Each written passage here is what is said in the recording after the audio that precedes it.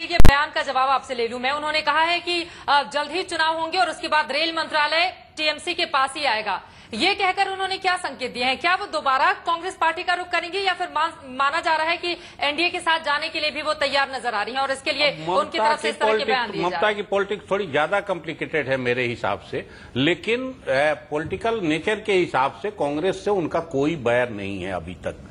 अभी तक वो सिर्फ महंगाई और इस तरह के सवालों पे और लोकल लेवल पे जो झगड़े हैं इसके चलते वो अलग हुई हैं। कोई बहुत ज्यादा थ्योरेटिकल किसी चीज पे मतभेद हो या एकदम पॉलिटिक्स अलग करती रही हो।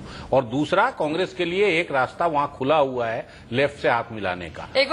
तो ये डर भी उनको है कि अगर हम ज्यादा इधर उधर करेंगे तो लेफ्ट का साथ उनके साथ हो जाएगा और अगर लेफ्ट कांग्रेस मिलकर लड़े तो शायद ममता को जेन्युइन मुश्किल होगी। चलिए एक बार फिर से हम नरेंद्र मोदी के उस बयान की बात कर लेते हैं जिसमें उन्होंने कहा है कि जब विकास होता है तो जनता माफ कर देती है और साथ ही उन्होंने धर्मनिरपेक्षता की एक नई परिभाषा ये कहते हुए दी है कि इंडिया फर्स्ट। अवधेश जी, जो रूपरेखा बदलते हुए नरेंद्र मोदी नजर आ रहे हैं और दिल्ली के उस कॉलेज का दिया गया वो बयान कि ये ग्लास आधा भरा नहीं बल्कि पूरा भरा हुआ है, आधा पानी से और आधी ग्लास हवा से भरी हुई है, इस तरह के जो बयान दिए जा रहे हैं। और महाशिवरात्रि के खास मौके पर उन्होंने ये कहा कि सांप और चूहा एक ही परिवार में रह सकता है और वो है शिव जी का परिवार। इस तरह का बयान देकर आकर नरेंद्र मोदी दर्शाना क्या चाह रहे हैं?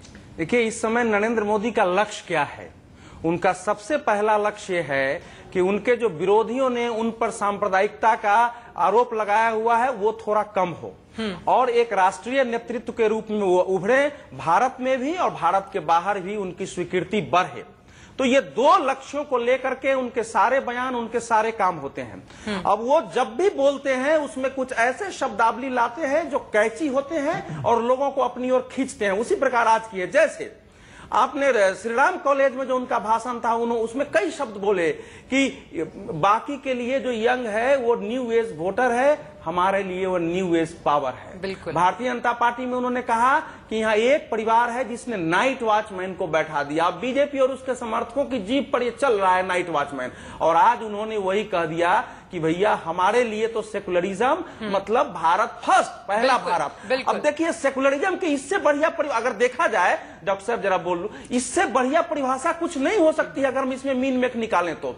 लेकिन प्रश्न वही है कि क्या नरेंद्र मोदी की एक्सेप्टेबिलिटी भारत में इतनी हो जाएगी? सवाल ये भी है कि जुबान पर जो बात आती है वास्तव में नहीं, लेकिन माफी की जो आप बात कर रहे हैं, लेकिन उनका अर्थ वहां ये नहीं है। हम लोग पत्रकार के रूप में खींचते हैं, उनका अर्थ ये है, जैसे अंग्रेजी में एक कहावत है ना कि वन सक्सेस जो है कवर्स मल्टीट्यूड्स ऑफ ब्लंडर्स। ये एक सफलता हो जाता है, आपकी अनेक गलतियां ढक जाती है। उसी को उन्होंने ऐसे कहा है कि भैया अगर आप विकास करते रहोगे ना तो आपसे कुछ गलती भी हो जाएगी, तो वो लोग उसको माफ करके आपको समर्थन देते रहते हैं। क्योंकि वो ये बता रहे थे कि भारत में कहा जाता था कि विकास पर कोई चुनाव नहीं जीतता है, मैंने ये साबित किया है कि ऐसा हो सकता है और आज इसकी चर्चा हो रही है। ये वो छवि बनाने चाह रहे थे, उसके समर्थन में कहे थे। और मैं इस बात से कतई सहमत कभी भी नहीं था, नरेंद्र मोदी के नीतियों से असहमत होते हुए भी, कि दंगों के मामले में वहां का प्रशासनिक फेलियर निश्चित रूप से था, वो हमारे देश पर शर्मनाक धब्बा है। लेकिन एक मुख्यमंत्री ने षड्यंत्र करके उन्होंने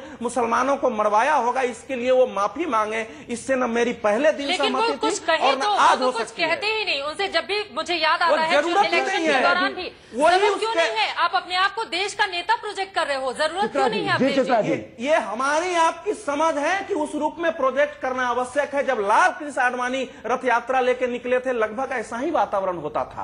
हालांकि इनका थोड़ा आगे हो गया है, लेकिन अंततः जो है भारतीय जनता पार्टी 2 से 89, 119, 161, 182 तक गई। और जब से उसने लिबरल फेस बनाया है, भारतीय जनता पार्टी नीचे गिरी है। भारतीय जनता पार्टी का उत्थान ही उसी रूप में हुआ है, उससे वो अलग होगी। चलिए, अवधेश जी जो बातें कह रहे हैं मनीष, उसमें एक चीज और मैं जोड़ूं। उन्होंने कहा है कि हमारी तमाम कमियां भी हैं और जब हमारी कमियों को गिनाया जाता है तो हम खुश होते हैं और उसे दूर करने की कोशिश करते हैं। इस तरह का बयान एक पॉजिटिव माहौल बनाने की कोशिश उन्होंने अपने द्वारा की है कि विपक्षी अगर इस तरह की आलोचना भी करते हैं तो उसको भी हम पॉजिटिव लेते हैं। मनीष, देखिए, महाशिवरात्रि की बात है, उन्होंने महाशिवरात्रि का उल्लेख करते हुए कहा चूहा और सांप, जो कि सांप का मुख्य खाना, मुख्य भोजन, मुख्य व्यंजन ये चूहा होता है। अगर एक परिवार में ये साथ रह सकते हैं तो बाकी क्यों नहीं? क्या ये संकेत जेडीयू के लिए था? एक दूसरा, वो शिवजी के आसपास अपने आप को पहुंचाने की बात जो मुझे दिखाई दी, ये मेरा अपना सोच है। आप जनता दल यू मैं इसमें आ सकता हूँ नहीं, संबित जी अभी उत्तेजित कर रहे हैं अवधेश जी एक और चीज, मोदी को ये भी जान लेना चाहिए कि जिस शिव जी का उल्लेख कर रहे हैं वो अज्ञातवास में भी गए थे।